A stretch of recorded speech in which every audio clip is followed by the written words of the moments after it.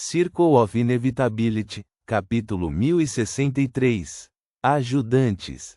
Ao ouvir as palavras da Madame Eremita, os olhos de Lumian de repente se iluminaram. Os cantos de sua boca se ergueram gradualmente, e seu sorriso se tornou radiante. O que posso fazer para ajudar? Reticências. Traer, bairro da Catedral.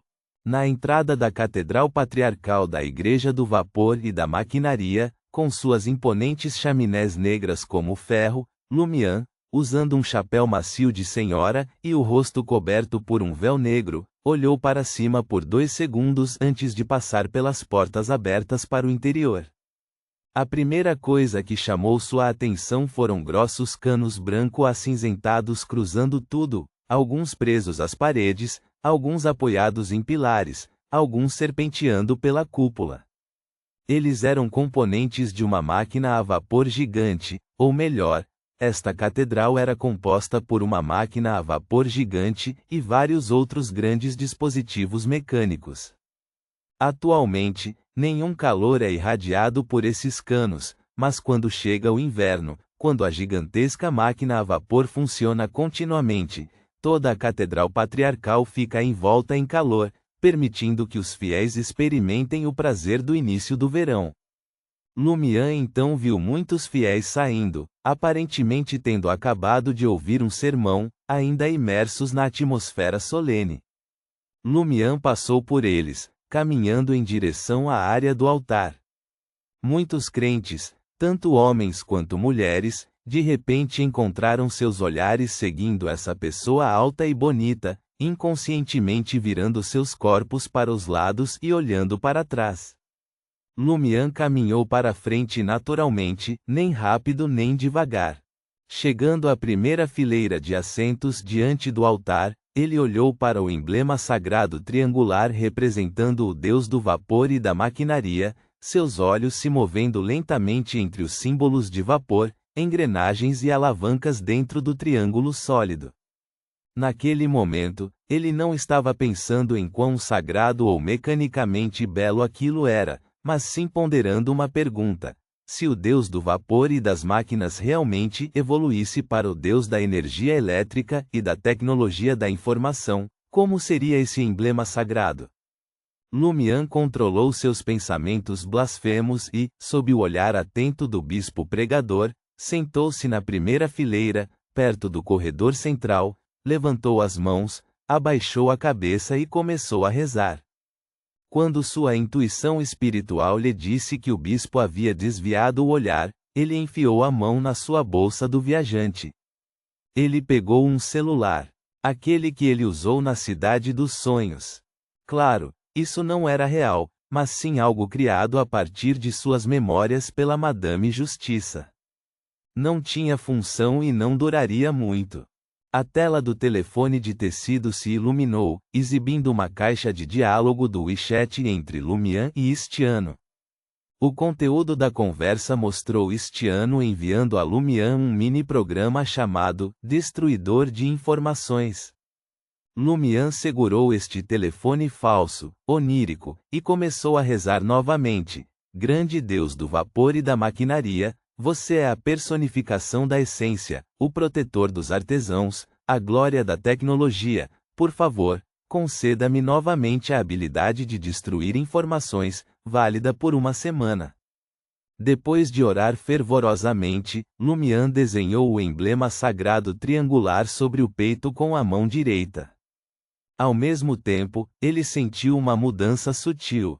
Ele abaixou a cabeça e olhou novamente para o telefone dos sonhos em sua mão esquerda, percebendo que ele parecia mais tangível agora. Lumian instintivamente deslizou o dedo pela tela, observando a caixa de diálogo retornar à interface principal do WeChat. Então, ele voltou para a tela inicial e descobriu que todos os aplicativos baixados anteriormente estavam lá. Um telefone de verdade foi criado com base nas informações correspondentes? Seria esta a glória da tecnologia, um verdadeiro Deus de sequência 0? Embora Lumian já fosse um sequência 3, demônia da imortalidade, ele ainda estava bastante impressionado. Ele o estudou por um tempo, confirmando que o telefone realmente funcionava, apenas sem conectividade de rede. É claro que o destruidor de informações não precisava de conexão com a internet. Reticências. Em um apartamento na Avenue do Boulevard. Professor associado, tabela periódica, isótopo e outros 2 feiticeiros atualmente em Traer sentaram-se no sofá, na cadeira com encosto e na poltrona, olhando uns para os outros com inquietação e ansiedade. Após receberem o pedido da lâmina oculta para uma reunião urgente, eles entraram em contato e, após muita consideração, finalmente decidiram se encontrar com ela. Claro, eles escolheram o momento e o lugar. Que assunto urgente lâmina oculta poderia ter? Isótopo sussurrou com preocupação. Se não fosse pela reputação e pelo caráter consistentemente bons da lâmina oculta, eles definitivamente teriam recusado um pedido de reunião tão precipitado e sem detalhes específicos. Seja qual for o propósito dela, acredito que ela tenha boas intenções, disse o professor, usando uma máscara de borboleta preta, olhando ao redor. Além disso, não temos algo para discutir com ela. Todos concordaram. Nesse momento, eles ouviram uma batida na porta, usando o código Morse. Entre todos os membros da Sociedade de Pesquisa dos Babuínos de Cabelo Encaracolados presentes endireitaram as costas. Não só Lâmina Oculta entrou, vestindo sua roupa de assassina, mas com o capuz abaixado, revelando suas feições marcantes, mas também Hela, vestida de viúva negra. Madame Hela, a senhora também está aqui? Tabela periódica e outros se levantaram simultaneamente. Escute só escute só, você nunca me chamou de Madame. Embora Franca reclamasse internamente, ela não estava realmente chateada, muitas madames lhe dariam arrepios. Hela assentiu levemente e respondeu: estou aqui para garantir a lâmina oculta e lidar com as consequências. A professora e os outros imediatamente voltaram seu olhar para Franca. Desta vez, todos ficaram cativados pelas feições da demônia da imortalidade, momentaneamente incapazes de desviar o olhar. Franca caminhou até a lareira, onde não havia carvão queimando, e sorriu para a professora e os outros. Sentem-se, por favor. Na verdade, estou aqui hoje para pedir sua ajuda. Olha, eu até mostrei meu rosto para vocês confiarem mais em mim. A professora, que havia se sentado novamente, perguntou confusa: Lâmina Oculta, você já é uma semideusa, em que poderíamos ajudá-la? Franca olhou para Hela, esperou que ela concordasse, esperou que a noite lá fora parecesse mais profunda, então disse com um sorriso à professora, ao professor associado, ao isótopo e aos outros. Vocês gostariam de resolver completamente o problema do sábio oculto que lhe força a receber conhecimento? Resolvê-lo completamente? A professora era uma mulher bastante calma, mas nem ela conseguiu deixar de falar. Isso era algo que eles nunca imaginaram ser possível. Não, eles fantasiavam sobre isso quando eram fracos e ignorantes. Como resolver isso completamente? Podemos realmente ajudar? Perguntou repetidamente a tabela periódica, que já havia dito claramente a Franca que era membro da Ordem Ascética de Moisés. Embora não tivesse muita esperança, mesmo que fosse apenas um canudo flutuando na água, ela queria agarrá-lo.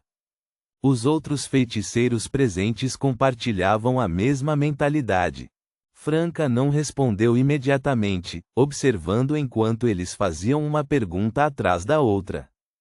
Por fim, a professora, com lábios pálidos e uma tez um tanto pálida, sorriu amargamente e disse: Lâmina Oculta, na verdade, estávamos nos preparando para consultá-la sobre esse assunto. Anteriormente, Trouxa nos disse que a pequena praça ritual na entrada do 3º andar das catacumbas continha resquícios de poder divino capazes de bloquear a maioria das influências externas. Isso nos ajudou muito, até salvou muitas de nossas vidas. Caso contrário, com as infusões de conhecimento cada vez mais frequentes e insanas do sábio oculto, alguns poderiam ter sobrevivido, mas outros provavelmente já teriam ido embora. O que gostaríamos de perguntar é: depois de deixar trair, há outros lugares que podem bloquear as infusões do sábio oculto, ou há maneiras de reduzir os efeitos negativos? De fato, enquanto outros relutam em deixar trair principalmente por razões emocionais, a professora e outros têm uma necessidade prática, uma necessidade de vida ou morte. Eu estava planejando que Lumian perguntasse à senhora Eremita se ela, como veterana nesse caminho, tinha algum bom método para tapar ouvidos, e então trocar por esse método e contar a todos os feiticeiros da sociedade de pesquisa. Mas agora, Franca de repente se sentiu um tanto emotiva. Então, ela sorriu e disse à professora e aos outros: a solução é matar o sábio oculto. Você não está brincando, está? Perguntou o professor associado com dificuldade. Isótopo prosseguiu: lâmina oculta, embora você tenha se tornado uma semideusa, a distância entre você e o sábio oculto pode ser ainda maior do que a distância entre nós e você. É uma diferença fundamental. Nem mesmo toda a sociedade de pesquisa junta conseguiria lidar com o sábio oculto. A professora também não tinha confiança. Franca sorriu: eu não sou a força principal. Essa questão tem alguns figurões assumindo a liderança, estou apenas dando apoio. Grandes figurões, a professora ponderou antes de perguntar: quão grandes? Franca apontou para o céu: tão grande, até maior que o sábio oculto. Isótopo, tabela periódica e outros olharam para a lâmina oculta, lembrando-se de repente de que os semideuses da sequência 4 já podiam ser chamados de santos e eram definitivamente de alta patente até mesmo dentro das igrejas ortodoxas. Seus olhares se moveram várias vezes entre Franca e Madame Hella, aos poucos entendendo que elas poderiam estar envolvidas em um evento digno de ser registrado na história do misticismo. Uma guerra divina. Foi para isso que você nos procurou? Nós nem somos semideuses, disse a professora, hesitante. Franca pensou antes de dizer: você não precisará lutar contra o sábio oculto. Assim como eu, você fará trabalho de apoio. Este assunto traz alguns riscos, embora não em combate. Outros semideuses e eu cuidaremos da interceptação de todos os inimigos e monstros. O perigo que você enfrentará vem de outra coisa, mas não será muito mais perigoso do que receber outra infusão de conhecimento do sábio oculto. Não posso lhe contar os detalhes agora. Os 6 feiticeiros presentes se comunicaram novamente com os olhos, ambos um tanto tentados por esta excelente oportunidade de escapar da ameaça do sábio oculto, e muito nervosos e preocupados. Depois de alguns segundos, o professor associado perguntou: você está confiante? Não estaríamos planejando esta operação de caça se não estivéssemos confiantes. Não se preocupe, mesmo se falharmos, o sábio oculto não descobrirá sua traição. Acredite em mim, por fracasso, quero dizer não matar o sábio oculto e deixá-lo escapar, não que o sábio oculto pudesse vencer. Franca demonstrou total confiança. Por que pedir nossa ajuda, por que nós? Perguntou a professora, como se estivesse fazendo uma confirmação final. Feiticeiros, transmigradores, aura de névoa cinza, respondeu Franca simplesmente. Não me pergunte o que é aura de névoa cinza agora. O rosto da tabela periódica, coberto de símbolos químicos, franziu a testa. Trouxa também atende a essas condições, por que você não pergunta a ela? Franca sorriu imediatamente. Nesta operação, ela tem uma tarefa mais importante. Ponto.